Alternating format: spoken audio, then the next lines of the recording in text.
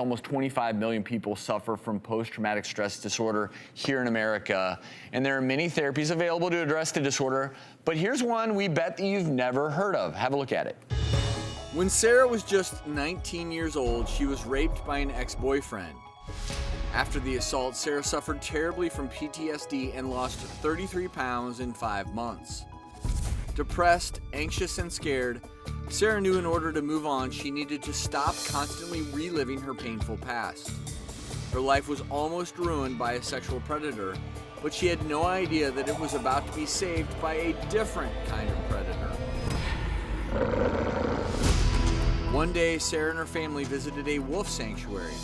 When she entered the wolves' den, she had no choice but to focus on earning their trust, which kept her present in the moment and gave her brain the break that it needed to start healing from her trauma. In a dog-eat-dog world, maybe people can learn a thing or two from animals about how to treat a lady.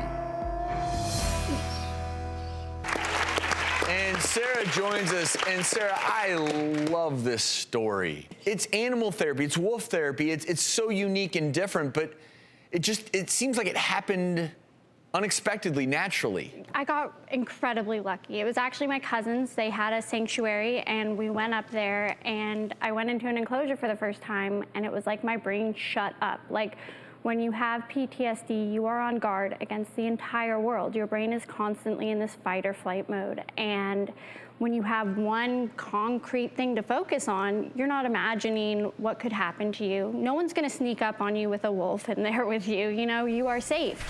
And at that moment, I realized I felt exhausted, but also relieved, and I realized this needed to be a major part of my therapy and part of my healing. Well, you know, that being said, and that picture that was just shown with the jaws of that wolf dog open like that would give me some angst. I mean, you can't get away from the fact that part of this dog's genetics is a wild animal. Well, but I think that's the idea, right? That she's saying that if you're suffering from PTSD and you're constantly in this anxiety mode and you're ruminating, meaning turning off that anxiety and trading it for another yeah, anxiety. and then your whole system is attuned to this predator that's in this arena with you.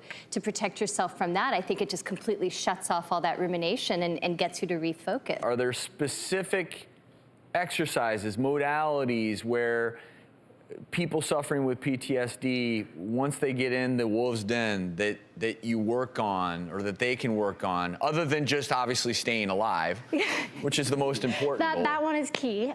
Also, though, mindfulness practices. A lot of cognitive behavioral therapy is centered in mindfulness and being present. And so by being present, you're able to address core triggers and core issues without being triggered by them. And so being there and practicing mindfulness and meditation and such is very effective. Additionally, that's what strikes me. When you talk about it, it seems like mindfulness, being in the moment, in the here and now, it seems like the wolf forced you into that moment, right? Exactly. Because part of the brain that's involved in PTSD, the prefrontal cortex, has the ability to travel into the future.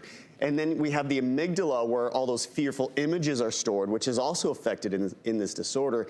And it's such a common disorder. I mean, almost 1 in 10 Americans are going to be diagnosed or meet the criteria for PTSD at some point in their lives. And when we look at the stats, when we hear about veterans committing suicide, becoming addicts, yes, it's treatable, but it's not easy to treat. Yeah, it's 24.5 million people. That's almost the population of Texas.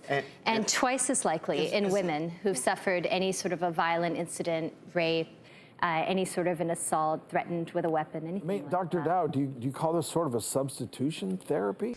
It's combination therapy. So we're not saying, oh, let's abandon everything we have and just go to a wolf sanctuary and that's going to cure you. No, we're saying this is part of a holistic treatment plan, bio, psycho, social, spiritual. We're treating all of you, not one part of you, and that is a great recipe for successful treatment. Would you agree? absolutely.